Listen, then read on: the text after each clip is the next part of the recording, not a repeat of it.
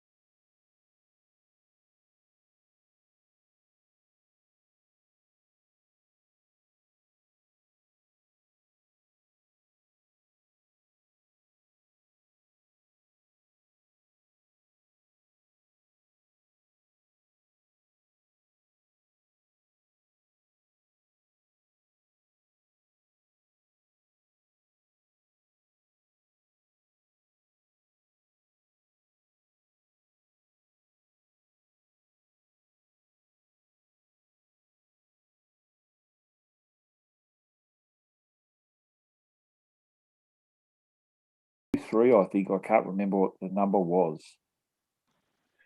All right, it's 4 o'clock. I'm going to watch the participants just for a moment, Keith, see if people are coming in, and we'll start Yeah, here that's shortly. I would think with a break, we would have most people that we're going to get.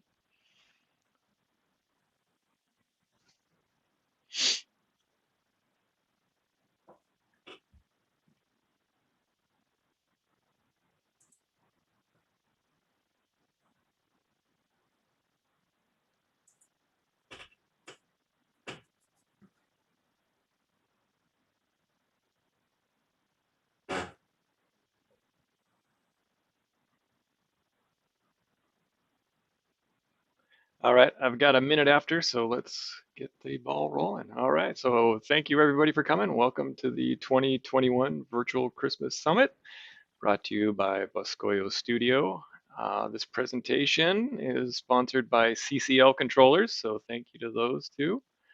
A reminder during the presentation, please don't interrupt the presenter. Feel free to put any questions into chat or any discussions. no, Keith has let got him a little bit interrupt. different take on that. He's wanting you to speak up and ask questions, so just do it at an appropriate time, please.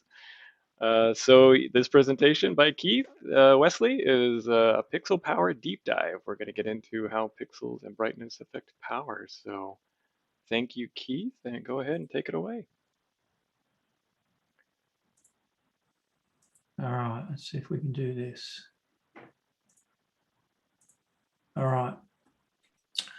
So today's presentation, last year I did a presentation on why pixels flicker, and it ended up being a real adventure in examining exactly how pixel protocols are generated and how they generate over long pieces of wire and all of that sort of stuff. And if you didn't see that presentation at last year's VCS, I would encourage you to seek it out, particularly if you're a 12-volt user, because you're the guys that tend to have flickering pixels.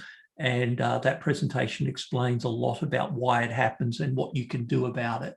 And so this year, when I was sort of putting together my list of presentations to do, I was kind of thinking about, well, what else would be interesting? What are the other questions or the things that I've always just taken for granted that it would actually be really interesting to deep dive into and understand? Is it actually true? Is that actually how it works? And what's the implications of it? And so we're going to do some deep dive into some things around the pixels themselves, maybe ask some questions that you never thought to ask, or you'd always just assumed you knew, but at the end of the day, maybe you've never actually seen what happens in practice, and it'd be worthwhile doing. So that's what we're going to do for the next hour. Okay. So we're going to explore some of the less vanilla pixels. We're going to explore pixel performance and particularly brightness a lot, and what happens within a pixel, to see what that all looks like.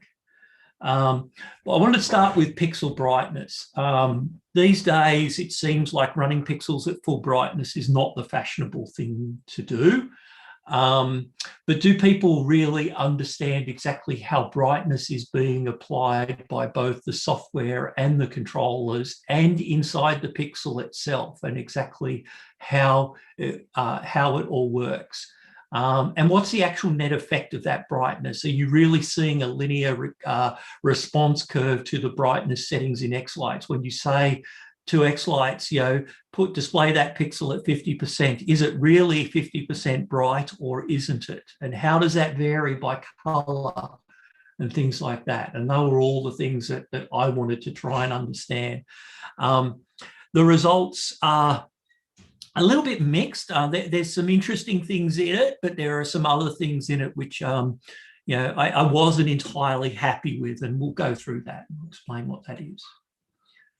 So how is brightness applied? It's important to understand how brightness is applied, because at the end of the day, X lights is really just setting a number per channel of a number between 0 and 255. And the way X-Lights applies brightness to that number is it effectively reduces it. So if you set the brightness to 50%, then instead of a value that goes from 0 to 255, you get a value that goes from 0, then you're getting at a value that goes from 0 to 25 only. And none of those other values will ever be generated by X-Lights. And that has a pretty significant reduction in the number of theoretical colors. When you're running 3 channels at 0 to 255, that's 16 million possible color combinations. But once you reduced it to 50%, you actually lose over 87% of the possible colors that your pixels can display as a result of that. It looks pretty scary. And when you get to 10%, it's kind of like you lose all but 0.09% of the color range. So it has a pretty dramatic impact on, the hypothetical color range. But is that significant? Does that really matter? The formula that X-Lights uses, and in fact your controller also uses, is it takes your old brightness, multiplies it by whatever percentage you've set it to, and divides it by 100. And once X-Lights has reduced the brightness, there's really nothing that's going to increase that brightness again. So that 0 to 255 reduced down to 0 to 127 is never going to be higher than that. That's the value that's going to end up being sent out to the individual pixels. So this is that same thing, graphical. And so what you see is the red line here is the actual original value. And once you apply 50%, you can see how you get a linear reduction in the value that is sent out.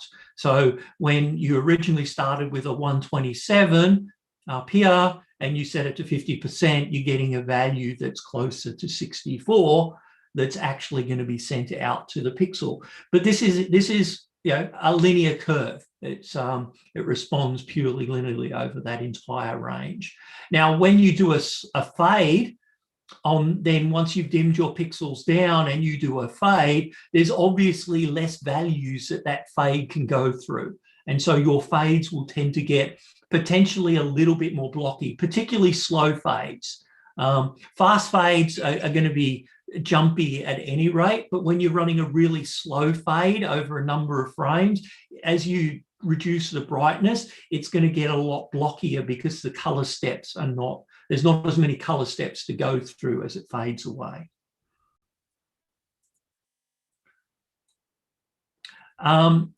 And then when you apply brightness cumulatively, so if you set brightness in X-Lights and then you apply brightness in your show player, or you apply brightness on your controller, that brightness is applied in a cumulative way. So if you set it to 50% in X-Lights, the 0 to 255 becomes 0 to 127. But then if you also set it to 50% in your controller, then that 0 to 127 becomes 0 to 63. So it accumulates. And that's also showable graphically here. So if your original value is the blue line, after it was applied in X-Lights, you got the red line, but then when you apply a further 50%, you can see that the lines are getting flatter and flatter and flatter, and therefore the number of values that can be sent out to the individual pixels become much more limited in their range.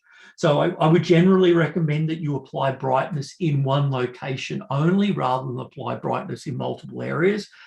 And as we discussed earlier in my earlier session, I would generally apply brightness on my controller rather than in X-Lights, because it allows you to play with the brightness at show setup time, whereas if you do it in X-Lights, you have to go back and re-render all your sequences and send them back to your show player and all of that sort of hassle, which is really, really unnecessary.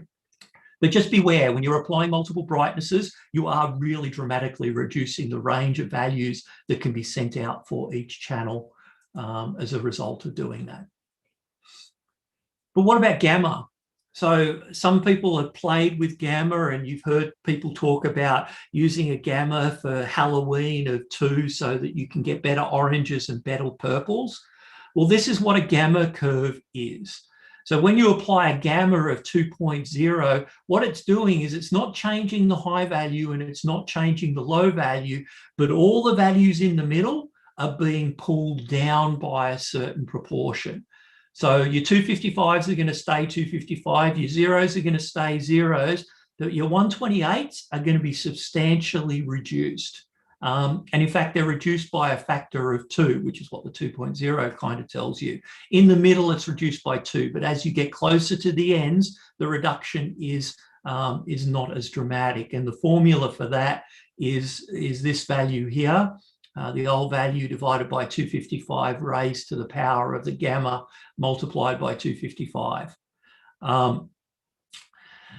Now, the interesting thing is you can actually apply this formula and work out the value. So if you don't want to apply a gamma of 2.0, but you'd like to get the orange that a gamma of 2.0 represents, then really, instead of using an orange of 255, 128, 0, just apply an orange of 255, 64, and 0, and that will be the same orange color that you would have got with a gamma 2.0.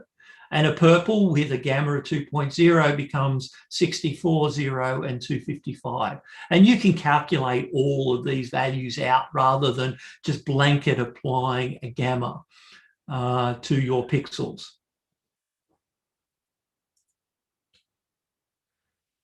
So pixels themselves, however, control the color using PWM, and you can actually see this. If you look at a pixel running here at low power, you can see that that pixel there appears to be flickering. And the reason it's flickering is because the pixel is not actually lighting the LED up consistently. It's turning the LED on and off again at a frequency that is significantly faster than the frame rate of your sequence, whether it's 40 frames a second or 20 frames a second. And that's what's known as a PWM signal. And you can see it here on the oscilloscope. This high region here is when the pixel is being turned on, and then it's being turned off. It's a very, very noisy signal. And then it turns back on again, etc. Now, this is the one where I set the measurements on, and so you can see that the measurement time frame is 500 microseconds. So the cycle time for the actual turning on and off of the power within the pixel is 500 microseconds, which is half a millisecond. So if you're running 40 frames a second, that means that the LED is actually turning on 50 times within each frame in order to generate the color. Okay, now this can vary by pixel type. So if you're using other pixels, they may run at a different frequency. The signal's also nowhere near as simple as I imagined. I thought that this was going to be a fairly straightforward square wave where the width of this wave got smaller and smaller as the power changed. But it's not. It's this noisy signal with lots and lots of harmonics. And if you run the data across many, many different signal levels, you can see here how it keeps getting shorter as I turn the brightness down. But it's never a clean signal. And in fact, it's even worse than that. As you get down to the low end here, it does some really, really, really strange things. So let's do this. Can we make this bigger? We can. So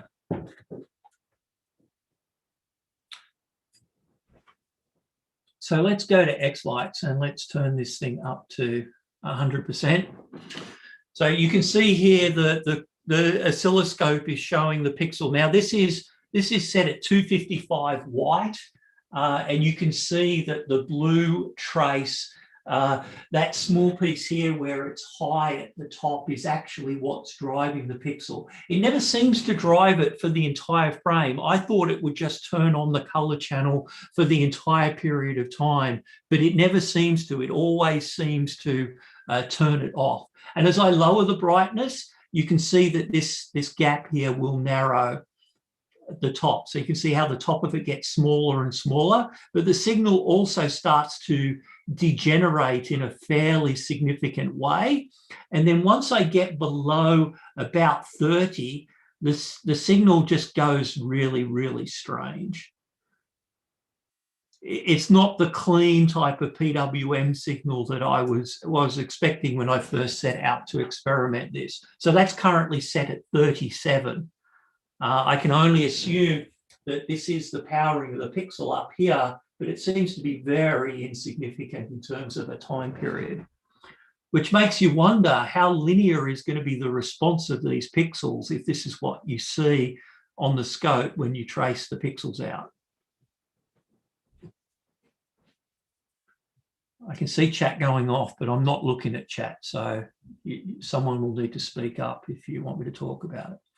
The other thing that you notice here is that like I said, the PWM percentage at the bottom, it's just all over the place at the low end here. And take note of that, because that's actually going to come up a number of times in this presentation as we start to delve into some other things. So it's really hard to make sense of those low end waveforms. But at the high end, you can see that the time, and I've been putting measurements in on the time here. So here it was 172 microseconds. This one here dropped to 132, 94, 58, 52. And at this point here, and this was at about 30, I think, it had dropped down to only 4 microseconds was it actually high, which seems pretty small given that it was 30. I don't know how small it can really get. How does it translate into current draw? So shortly after I started work on this presentation, Stephen Nye actually came out with a video where he did a bunch of testing on some 12-volt pixels to see what the current draw of those pixels were and whether it was linear, and he produced some spreadsheets using various sample brightness levels to see what it looks like. And I'd encourage you to go and have a look at Steve's website or his YouTube channel. It's like Nye Family Lights if you want to search for it on YouTube. He's got a bunch of videos there around largely setup type activities and the like, but this was an interesting video that he did on power draw. And what he found in his results was that the current draw of the pixels was pretty linear. He saw a pretty linear performance there, but he only took select samples, which I did as well, because quite frankly, I didn't have an easy way to automate the gathering of the data. But having seen the issues on this slide here, when I took my samples, I focused very heavily on this bottom level. I did take samples all the way up, but I took a lot of samples at the bottom end here because I really wanted to see what was going on at this bottom end of the waveform to see whether this was true.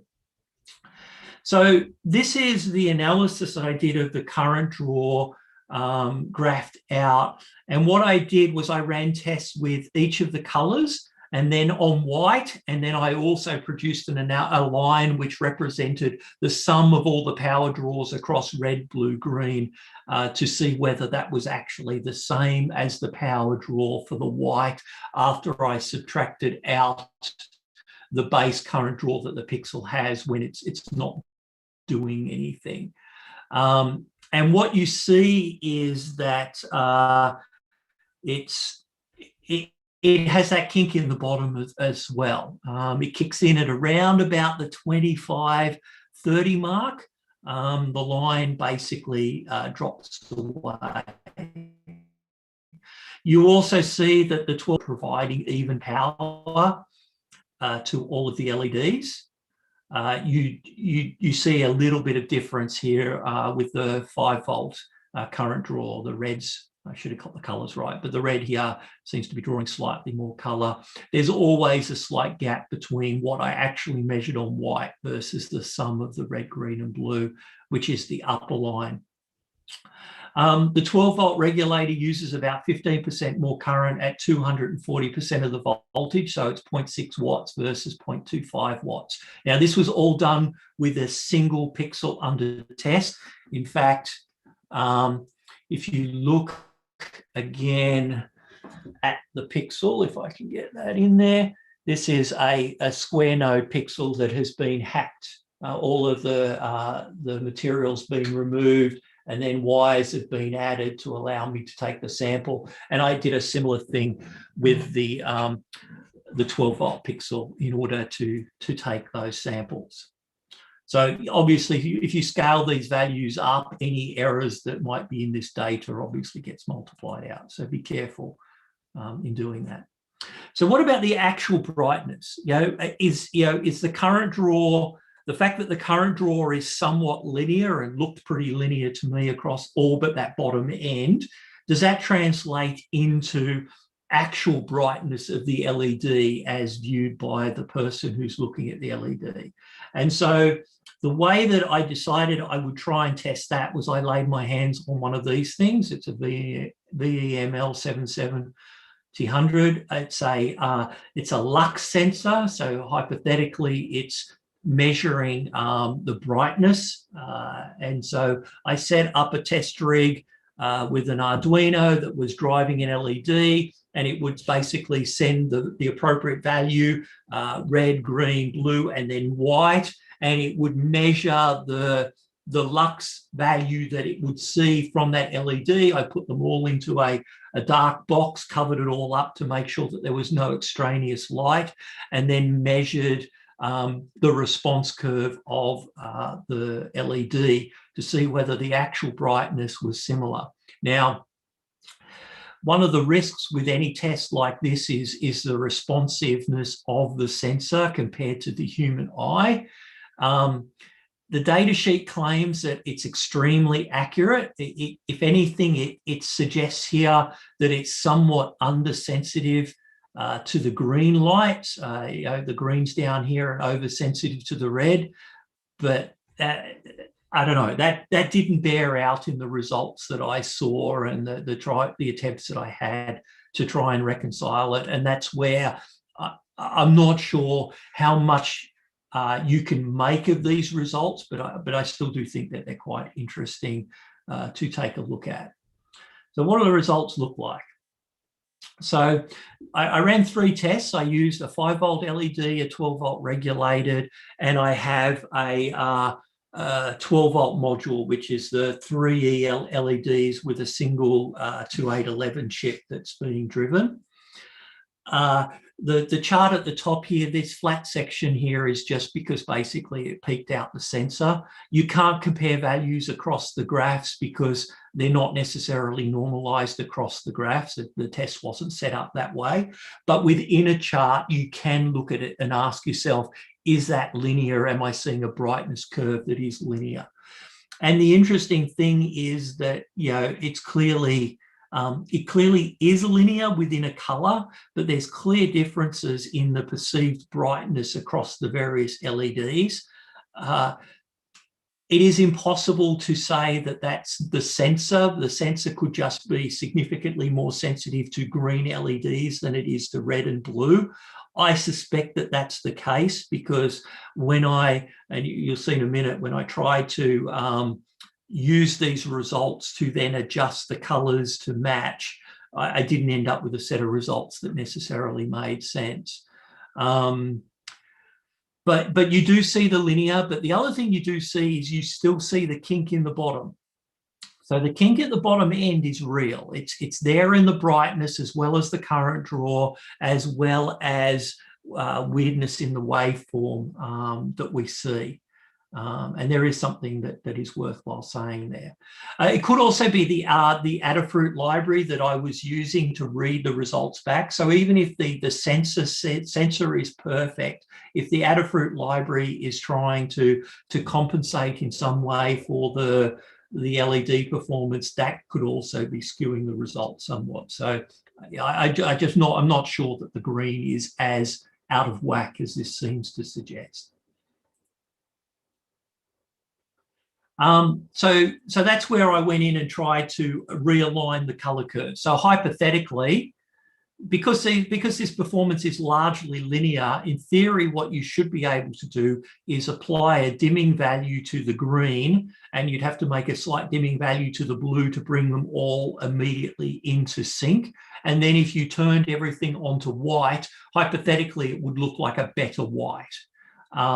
However, that's not what happened. So if I did that adjustment, I would leave the red at 255, I drop the green to 51 and the blue to 153, but it ends up really, really pink. What I did find, however, is that if I went to 255, 235, 255, I did get a white that didn't have any overabundance of green. So maybe there is a bit of excess green. The green LEDs are a little bit brighter, and that would suggest that a dimming curve that lowered the green slightly would help with the color output and make it a little bit more even.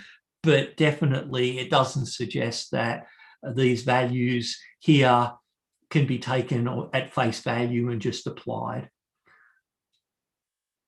So then, in order to salvage this analysis and end up with something that actually ended up a little bit more interesting, I did dive into, well, what the hell's happening at the bottom end of the brightness curve?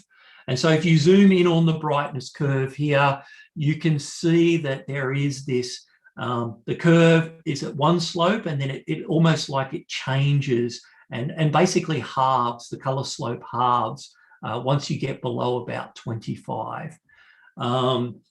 Significantly lower. So this is not such a big deal if you're using the full range of colors. But remember when we said if you're using a 10% brightness, then all of your values are going to be in this lower end. Also not such an issue because your curve is going to be largely flat.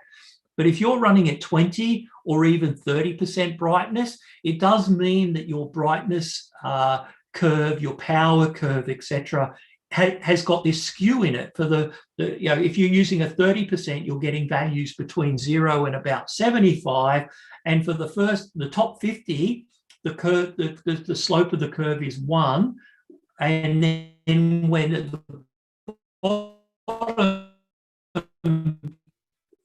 third, the slope of the different color response at the bottom end. So it does make the case for you either want to run it at 10% and the fact that the color order, or sorry, the color response is not perfect.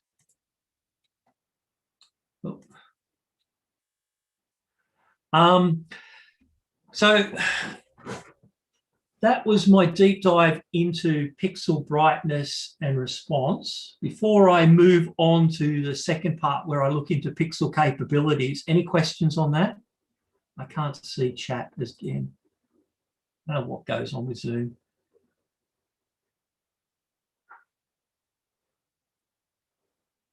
How to set gamma? Well, there's two ways to set gamma. You can either set gamma in X lights by going to the model and going down to the dimming curve.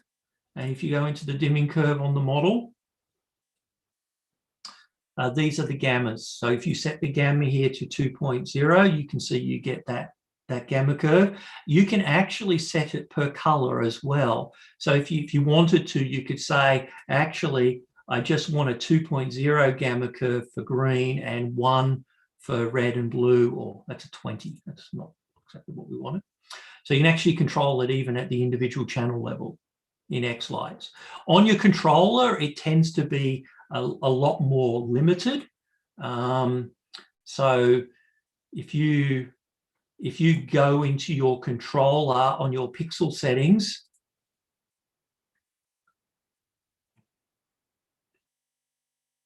come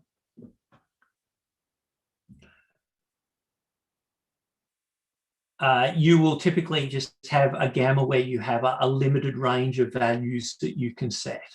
So you don't get as much flexibility, and you can only apply the gamma across all channels simultaneously. So yeah, you don't have as much flexibility.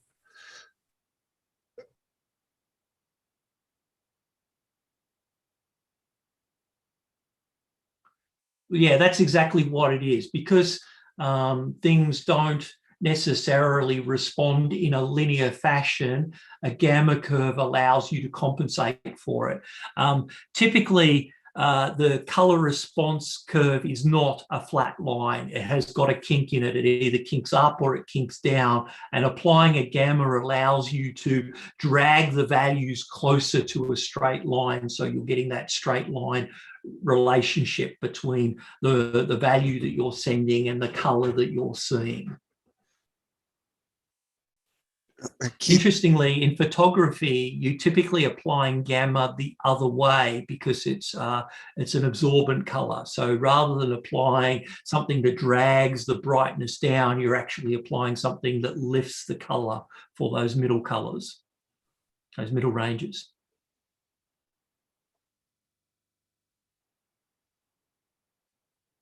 Any others?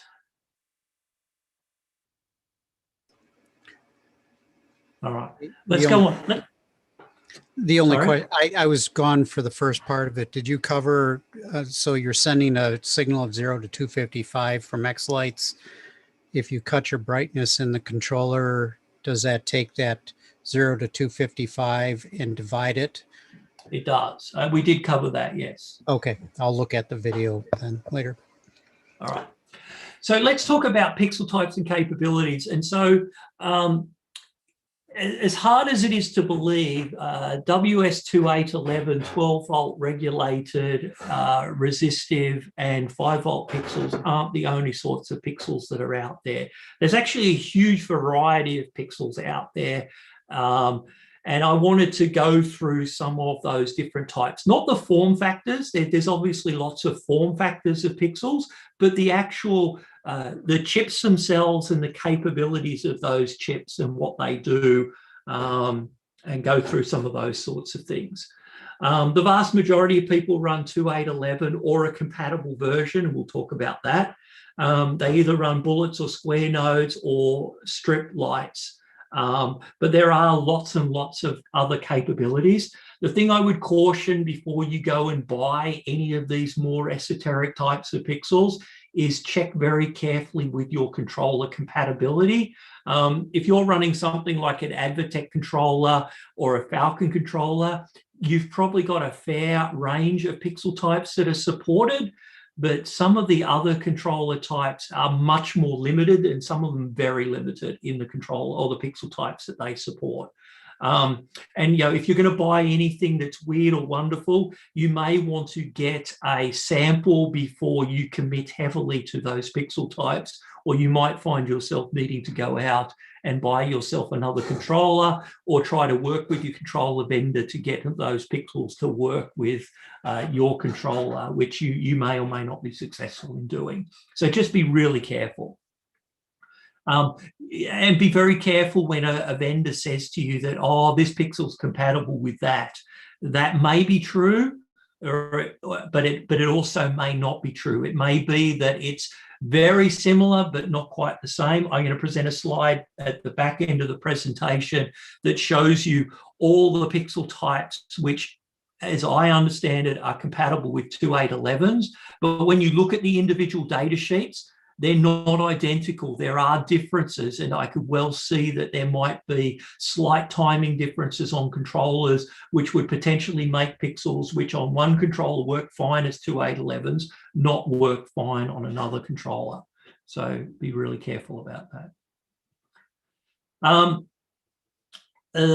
Like I said, the variety here is quite staggering. The packaging of them, the chip capabilities, the protocols, the loads that you can drive are all quite different.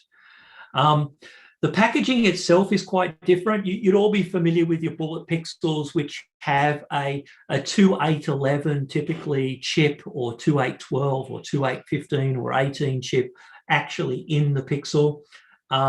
It's that little black square, generally multiple pin device. They do vary in terms of their capabilities. Some of them are able to drive more current than others. Some of them can control more than one LED. Most of them control just one, but there are packages out there that will control 3 or 4.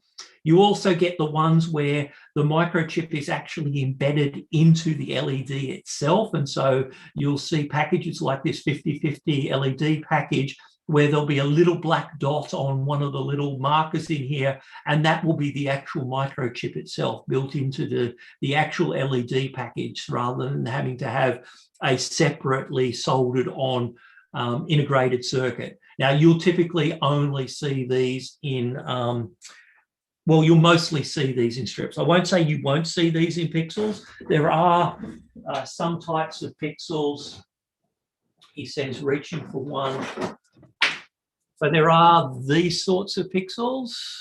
So there are these sorts of pixels here, which are actually, yeah, they look like a bullet pixel, but there's actually a 5050 LED in the end of it mounted on a PCB. But they're relatively uncommon. Most of you have seen these sorts of pixels, he says, but not quite on shot. These sorts of pixels where there's actually a 4-pin LED that's actually soldered onto the circuit board. And most of your bullets and your square nodes are that sort of pixel.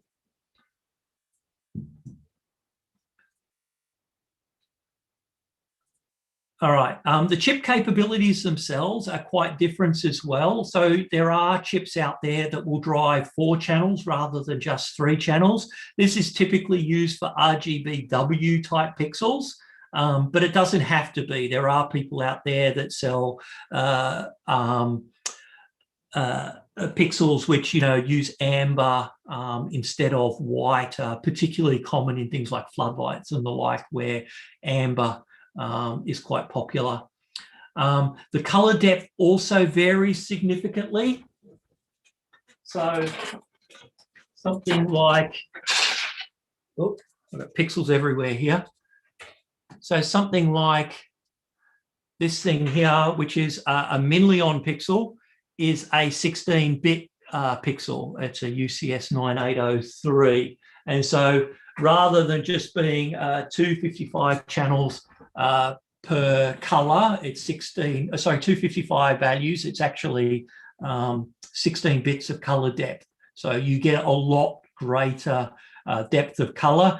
It's a little bit wasted with X-Lights because X-Lights obviously only generates 8 bits of color depth. But a lot of these pixels also allow you to do things like map certain values to certain color values, and that allows you to build color curves actually within the pixels themselves. But other pixels have less, right? So I've got a set of pixels here which only offer 5 bits of color depth. So it's a value of between 0 and 32 is all the pixel will accept. And they're LPD 8903s, I think they are, which only have 5 bits of color depth. But there's also 12 bits and 10 bits and 7 bits. It's all quite different. Obviously, this is a challenge for the controller because the controller has to be aware of how to structure the data. You also can get chips which are able to deal with failure scenarios and continue to pass data in failure scenarios, and I'll show you some of those as well. And like I said, some of the chips have inbuilt brightness, gamma, and color mapping actually built into the pixel themselves.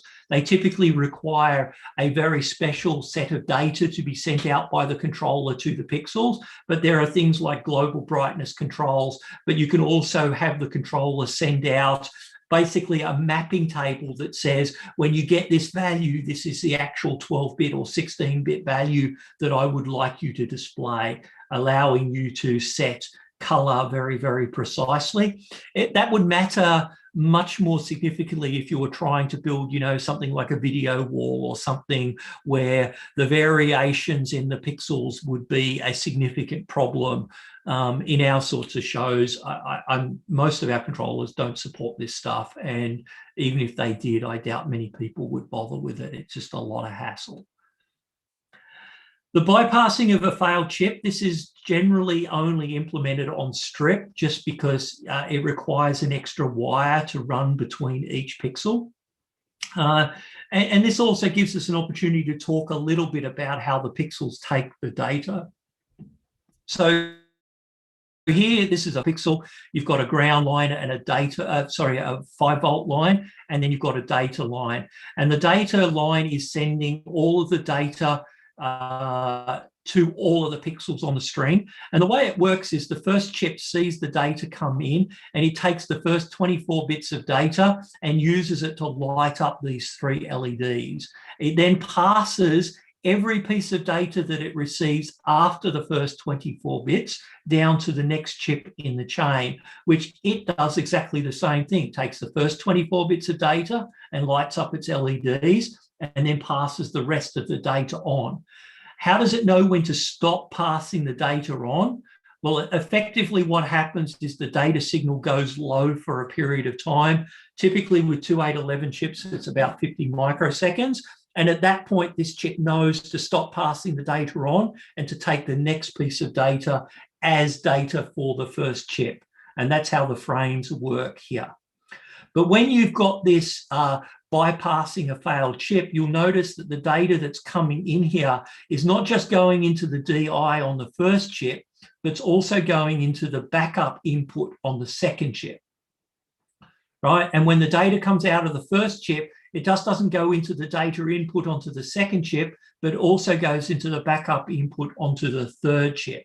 And what happens is if this chip here is not seeing any data coming in on the data in chip, it knows to use the backup input. It will drop the first 24 bits because it knows that that wasn't for it, and it will take the next 24 bits to light its pixels up, and then it will pass the rest out the DO. So if there is some failure on this chip here, if this wire going to the DI is cut, or the wire going to the data output is cut, or the chip itself fails in some way, hypothetically, the rest of the strip will continue to perform as previously did with this. Now, this is a WS2818 configuration here. So hopefully that makes sense.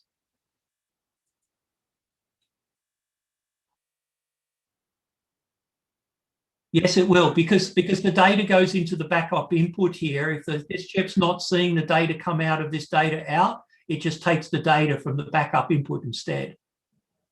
Gotcha. All right. Yeah, that makes sense. Now, the reality is you know, I've been running pixels for a long while, and I've seen a lot of failure scenarios. It is much more common for one of these color channels here to fail in some way than for a failure like this. And there are lots of ways in which this could fail and not fail over correctly. So I'm a little dubious that this is really that big of a selling point, but this is what it is sold as.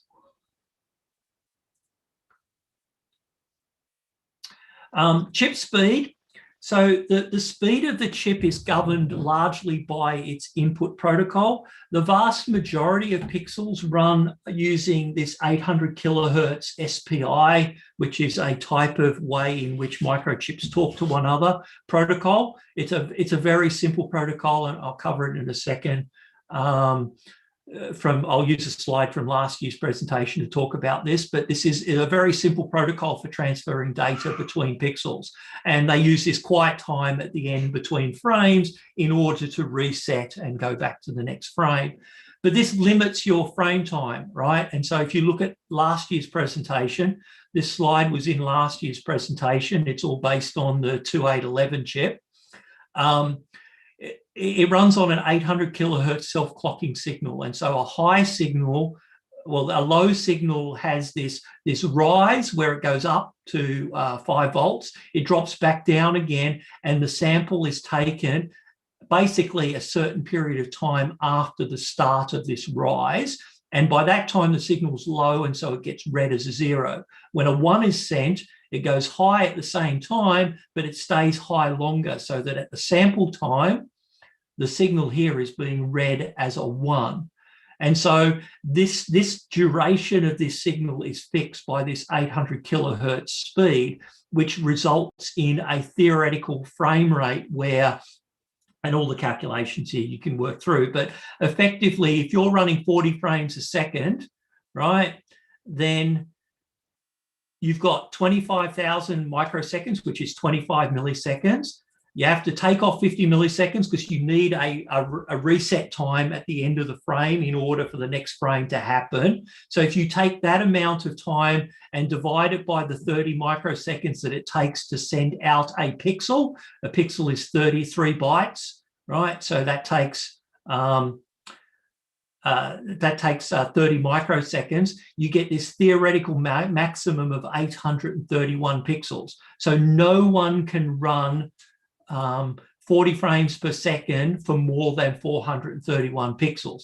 Of course, in practice, no one actually runs anything this high because the controllers actually need time to prepare the data and transmit the data out, or to prepare the data for transmission out. And that takes a non-zero amount of time. And although the controllers do overlap a lot of that processing with the transmission time, it can't be zero.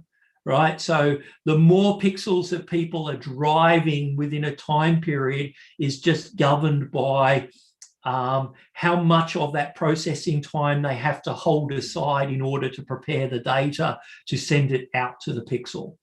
So these are the theoretical maximums. In practice, this is the 831 is generally about 680. And I think the FPP-based controllers allow you to configure, is it 1200 or maybe even 1400 pixels? But that's as far as they'll go at 20 frames a second.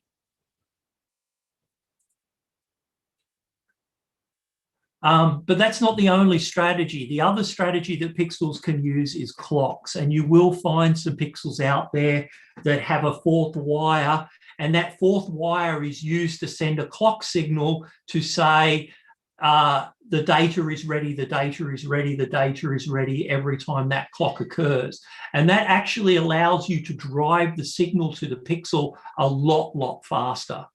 There are pixels out there which will allow you to drive clocks as high as 30,000 kilohertz, which is a pretty substantial increase in speed.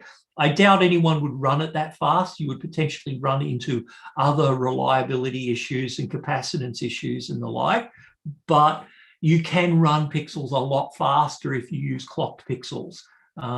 Many of them, most of them will allow you to send it out at least 10 kilohertz, but it can go substantially higher in some scenarios. So if you really wanted to drive hypothetically more pixels, and get yourself away from this 800 kilohertz limit, which is largely driving these limits, you could hypothetically move to something. Now, you'd need a controller that was able to drive things this fast, etc. And I'm not even sure they exist, but that's it.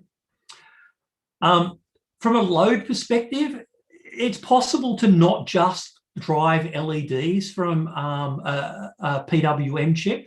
You know, it is also possible to run much higher power things. So you may have seen pixel packages like, he says, grabbing his camera again and getting it into shot. So you might have seen pixel packages like this, which package multiple LEDs in, but still have a single chip in the back there. These things have extra transistors in place to enable the 2811 chip to drive more LEDs than just one. Very few 2811 chips or other chips would allow you to drive that many LEDs off a single 2811 chip. And so they'll often have a transistor or a FET, or in some cases, you can even drive AC signals using something like a triac, because the chips just can't sink that much current. They would burn out very quickly. And that allows you to do things like run floodlights and the like. So if anyone's bought any of those 10 watt or greater 2811 floodlights, those things would have a 2811 chip in them, but then they would also have probably a set of FETs attached to the outputs to drive the actual LEDs themselves. It could not be driven directly from the chip. And this is my final slide before I take questions. So this is some work that I've been doing. I've been working with Dave on the Falcon controller, and part of that process is looking at all the different types of pixels out there and trying to work out exactly what how each pixel is derived, and this puts them into families. I don't warrant that this is 100% correct. Some of this has been tested. Some of it's based on law from long past, where law, as in LORE, not LOR, where people have, historically grouped certain groups of pixels together as being signal compatible. But you can see that there is a fairly significant range of classes of pixels. The 2811 class has a large number of pixels in it, which are all very, very, very similar based on the data sheets and all look to be the same. But there are lots of others as well. The 2801s are very old school clocked pixels, largely replaced by 2811s these days. Very few people go with 2801s. The UCS 8903s and 8904s are 16 channel pixels, 16-bit pixels, 3 and 4 channels respectively. So if you want to run RGBW, what the 8904s, 8903s are RGBs. The TLS 3001s, these are 12-bit pixels. So they've got an extra 4 bits of color, gives you 4096 per channel rather than just 255 different values per channel. But then you get to the LPD 6803s, which have only got 5 bits per channel. And you've got various things. 4-channel, the APA 109s are all 4-channel pixels, and the ones with the triangles here are all clocked pixels. So there's quite a variety of pixels, and this is not extensive. There are other types as well that I haven't included on here, all of which have either more weird and more wonderful protocols, are much less supported. I think some of these you can probably get on the Avatec controllers. You might get 1 or 2 of them on the Falcons, but the rest you're probably not going to find on any of the controllers that we're likely to get. And I think that's it.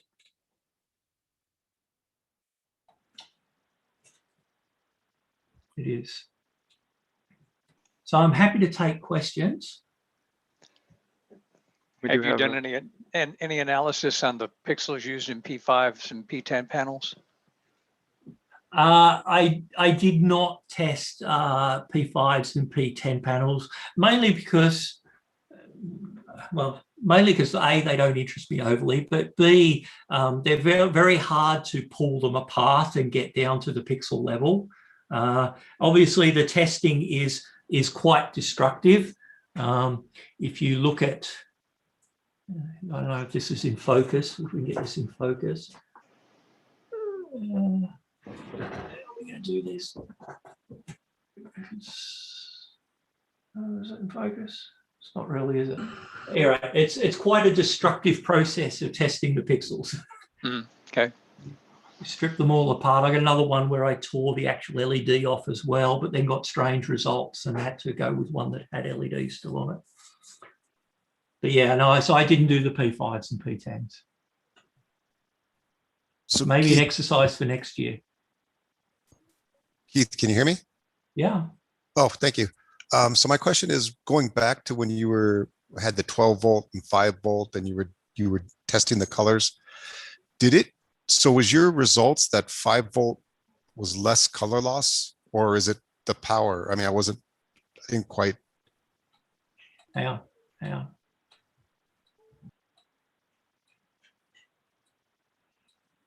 You mean this one? Yes, sir. Look, you can't compare the values across these charts. They're not calibrated in a way that makes the values comparable. What this says to me is that they're all linear apart from the bottom end, and they're all fairly consistent in terms of how the brightness of the various colors have been received. I don't see anything here that says to me regulated or non-regulated is any better or different. I will tell you that I'm testing a single pixel here, right? So once you start to add in, I've got a long string of pixels. I will tell you that a regulated string of pixels will deliver a more consistent voltage to those pixels as you go down the string. And the reason for that is, and we covered this somewhat last year as we were talking through signaling, is the way in which the voltage divider works versus the regulator. The regulator takes an input voltage that has to be 5 volts, typically plus about 0.6 volts for the regulator, sometimes a little bit more. And on the output side of it, it gives you 5 volts. And it doesn't matter whether it's 6 volts or 12 volts, you still get 5 volts out the back end. But with resistive pixels, the way the voltage is dropped to 5 volts is using what's known as a voltage divider, which is effectively 2 resistors. And so as the input voltage drops, the output voltage from that voltage divider also drops in a proportional manner.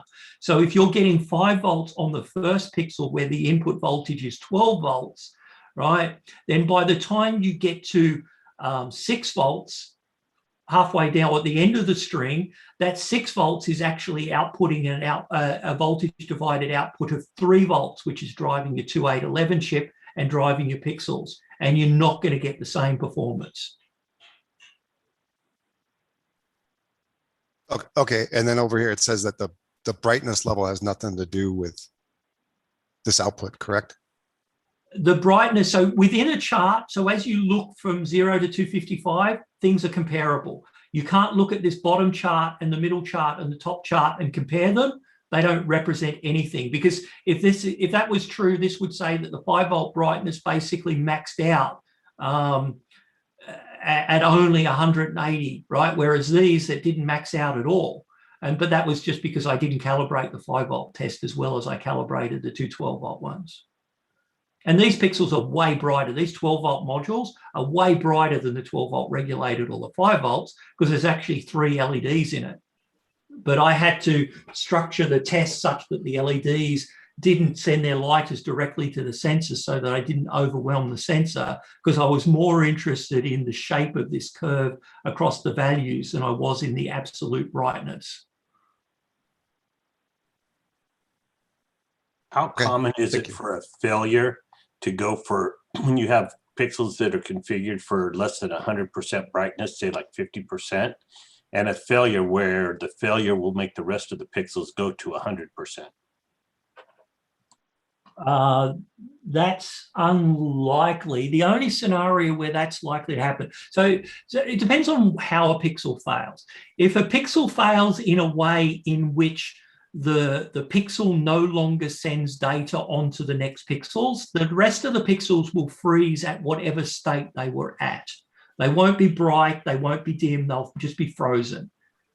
Okay? If a pixel fails in a way where it still passes data, then the rest of the string should still behave as normally. A common scenario, and again, I refer you back to last year's video, but a common failure scenario with 12 volt pixels is, your 12 volt pixels will be working fine, and then suddenly they'll lock on bright white. All right, have you ever seen that happen?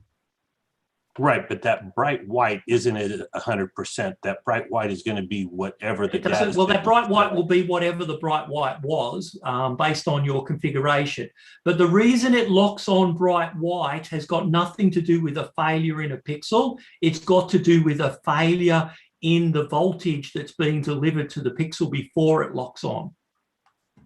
And I go through all of that last year to explain why it happens. Yeah, no, and I was just clarifying because there was a bunch of questions going back and forth in chat about that. And I did not think what was being reported was kind of accurate. So I was wanting to get your input on it. Yeah, they won't lock on bright white, and they should never go brighter. They should never go brighter than you've configured the controller for, unless the value that they're displaying is just spurious junk data. So for instance, if you've got your pixel, unless there's a power surge, there could be a power surge. A power surge will not make any difference. A power surge controls the power rails. It does not control the data rail.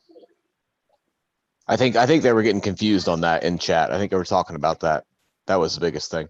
Okay, go ahead. Sorry for the interruption. Someone was saying that if you have a set at 50% and that you need to make your power for 100%, because if a pixel fails, that the rest of the string could go 100% white and end up burning everything up. And I didn't think that was accurate. No, that's not Well, accurate at all. That's all It's data. unlikely to. I mean, it's not impossible, but it's really unlikely, because what would need to happen in that scenario is your controller would have never told them to go to greater than 50%. So they're not 50% intentionally. And so the only reason that they would all suddenly turn on to bright white is because some data signal, some random interference or whatever, somehow magically just happened to generate the necessary pattern to turn them all on 100%. My observation is that used to be a fairly common failure mode. It's not as common as it used to be, but it does still happen. I had it happen 3 times last Christmas. A lock on white? It locked on 100% white. Yeah, it wouldn't have been 100%. If your pixels weren't set to 100%, it may well have locked on the full power white that you were sending, but it won't lock on 100% white. I will disagree with that statement, and my ammeter agrees with my statement. Is that they were set for 30% in the controller because I hadn't had time to build the power injection to allow me to go any higher. And in fact, when it failed, it went to based on what the ammeter was saying, it went to 100% white on whatever portion of the string was downstream of the failed pixel. I had 3 basically brand new strings that did that at various times during my show last year. So the only way that could happen is if that failed pixel somehow generated a signal that said, turn it on 100% from here on in. That's the only way that could happen. And that's correct. It seems unlikely, but look, if you saw it happen, I guess maybe, but it seems like an unlikely failure. Like I said, it used to be when I first started with pixels in 2012, it was actually a fairly common failure mode. I haven't seen it much the last few years, but I did have, like I said, I had it happen 3 times in my 2020 show. And, all of a sudden you go out and you notice that the bottom third or half or whatever portion of the string is full white. And usually where you notice is that the string is now dead because it blew the fuse. And when you replace the fuse, it goes full white on a portion of it for however long before the fuse blows again. And okay, now I know what's going on. Anyway, I need to run out of here, and it looks like our time's up anyway. Yep, looks like we're at our hour. Anybody have a quick question? I've got a quick one, Keith, if you can. Yeah. Thanks for taking the effort too. There's some good results there. So in a nutshell, once we start to get below 30%, we can start to lose some of those color definitions. 10%, below 30 is an absolute value, but in practice, it's 10%. Okay, because as you're aware, most of the people using 12 volt are using the brightness level to regulate the current draw essentially. But now with some of the high density props, even the 5 volt guys are having to reduce the brightness levels right down.